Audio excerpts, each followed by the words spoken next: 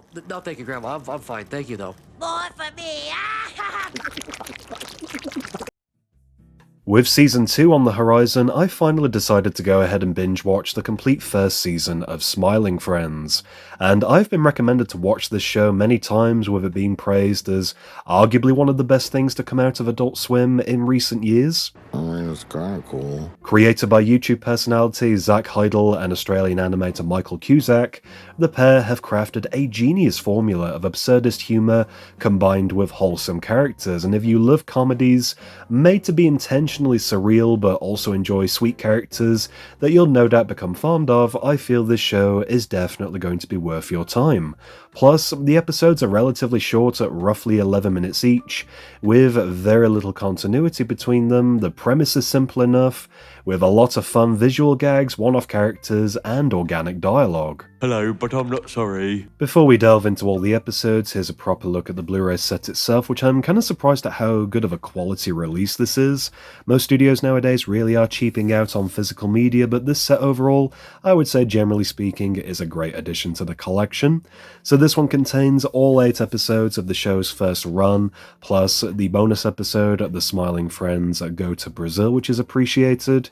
I did listen to a few of the bonus feature commentary tracks, which were very insightful overall from the creators, where they did actually mention some deleted scenes and other pieces of work, which as far as they were concerned it seems were supposed to make it onto the Blu-ray set, but unfortunately that is not the case. We only have the commentaries as far as bonus features are concerned.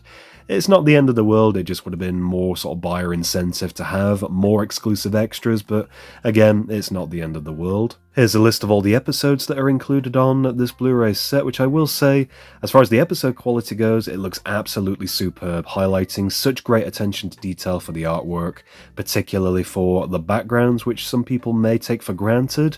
One element that is a little bit disappointing, however, is the fact that the slipcover advertises that the episodes are all uncensored, whereas unfortunately, one or two of the episodes do still contain their censor bleeps as far as dialogue is concerned from the original airings. Going through the episodes, ironically the pilot, which was made a couple of years before the proper series, I would arguably say is one of the best standout episodes. Desmond's Big Day Out, where I feel this story really does summarise the show's premise exceptionally well. We are introduced to the Smiling Friends as a small business, along with the main characters such as Charlie and Pim, who are somewhat oppositional. Charlie's very much a glass half empty kind of guy, whereas Pim is very overly enthusiastic and dedicated to helping people smile. And speaking of, that is literally their job, that the Smiling Friends are hired, where somebody needs cheering up and these guys will make it so, they will make them smile. And this is where we are also introduced to Alan, who appears to be a very formal and uptight kind of guy, and was honestly very underutilized throughout this first season. I'm hoping that in Season 2 he will at least receive some proper A-plot style storylines. He doesn't really have much going on in terms of story for this entire run, but I really did like his presence, and the few lines of dialogue that he did receive. I just wanted my cheese. Lastly, we have Glep, a small creature that speaks complete gibberish but can seemingly be understood by the other characters. Plot-wise, this one is fairly basic, but it ticks all the right boxes. The Smiling Friends are given a job by the eccentric side character Mr. Boss to help a woman's unhappy son smile again. That, of course, being Desmond, voiced hilariously and very unexpectedly by Mike Stoklasser of Red Letter Media, and this character is literally on the verge of blowing his brains out, and so it's up to Charlie and Pim to try and make him smile again. And there is some excellent voice acting throughout this pilot episode, and I definitely recommend listening to the audio commentary for this episode. There's lots of really interesting reveals about the production and the ideas behind this story. Mr. Frog is a fun continuation, this time dealing with a fictional celebrity who requires the help of the Smiling Friends, and there is so much bizarre exposition for this episode, combining real-life footage with animated content, and this isn't something you see too often in the show, but it adds to the bizarre nature of the series. Mr. Frog is a TV star facing controversy and backlash for holding a member of the press in his mouth. Not in that way, let's try and keep this clean. And he is fired from his TV show where the Smiling Friends are then hired to try and cheer him up. And I also really liked how Glep was given a B-plot in this episode where he auditions to be Mr. Frog's replacement. I guess just because both characters are green? Either way, I'm glad they managed to expand on that character a little bit more. Shrimp's Odyssey is easily one of my favourite episodes, featuring a very unfortunate looking side character, to put things politely. My girlfriend just broke up with me. I am heartbroken. Yeah, I felt so bad for this little guy, where the Smiling Friends are hired to make him feel better after a breakup. And this is where Pym is given the address of where the Shrimp's ex-girlfriend apparently works, and he unexpectedly falls for her, not realizing that this person was never in a relationship with the shrimp guy to begin with. And I loved the twist towards the very end of the episode where luckily things do work out for the little shrimp guy.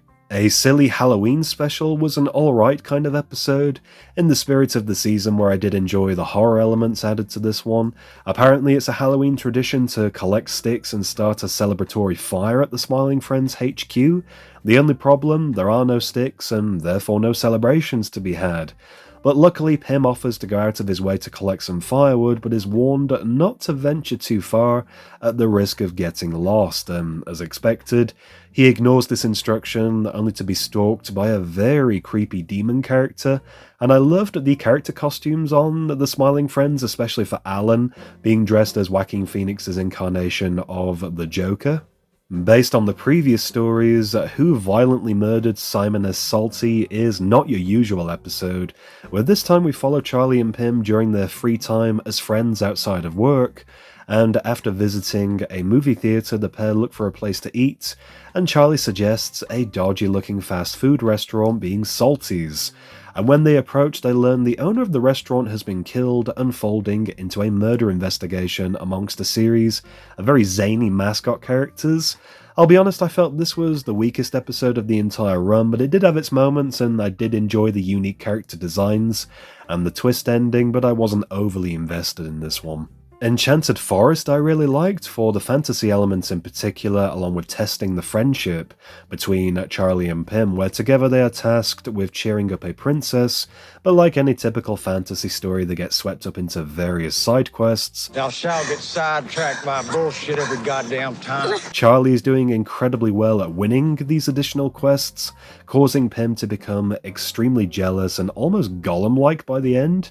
Like many episodes, this one also ends with an amusing twist that helps elevate the overall quality, and this is definitely one that was a standout for me personally. Next up we have Frowning Friends, and although the plot for this one is kind of obvious, this was easily one of my absolute favourites of the entire run. Across the street from the Smiling Friends, we are introduced to the Frowning Friends, the exact opposite of their smiling counterparts, even with similar characters to Charlie and Pym, and creating a somewhat unhealthy rivalry. We see Charlie and Pym struggle to maintain their jobs as the Smiling Friends, where all of their customers are targeted by the Frowning Friends first, making it near impossible to make people smile. The season finale, I would arguably say, was my absolute favourite episode of this show. Charlie dies and doesn't come back, which begins as kind of a super generic holiday special, which quickly changes when Charlie is killed in a very gruesome way. And this is where we follow his journey in the afterlife, where he tries to make sense of his situation. He then learns that Satan himself has been extremely unhappy, and being a complete coincidence that he is a Smiling Friend, he sets out to cheer up Satan, hoping that this deed will bring him back to the living world. And there are loads of fun elements to appreciate from this episode, especially the 3D Satan character. I really love when this show blends the standard 2D animations with the overly detailed 3D stuff. Definitely a memorable episode with one of the funniest visual gags featuring Charlie's grandmother. To round things off, we have the one-off special episode, The Smiling Friends Go to Brazil, which I'll be perfectly honest, I wasn't really a massive fan of this episode, where it's very much dialogue-driven only, but I do appreciate the nuances behind these characters and their interactions. I feel like that's really the main takeaway from this, where the Smiling Friends arrive in Brazil during Mardi Gras celebrations, where it's revealed that Pym forgot to book a hotel. And so due to how busy things are, it's very unlikely that they will find a place to stay, And so the friends debate on what they can do to fix the awkward situation. Nothing really special about this special. There's some funny lines of dialogue where a lot of it does genuinely sound improvised.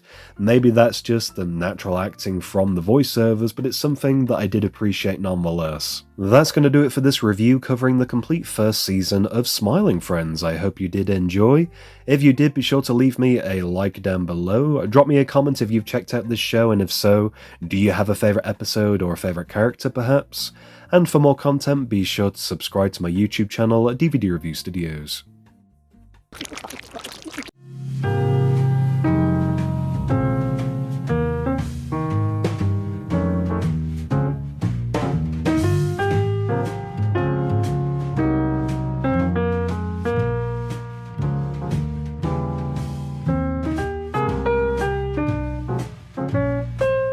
Are you threatening me?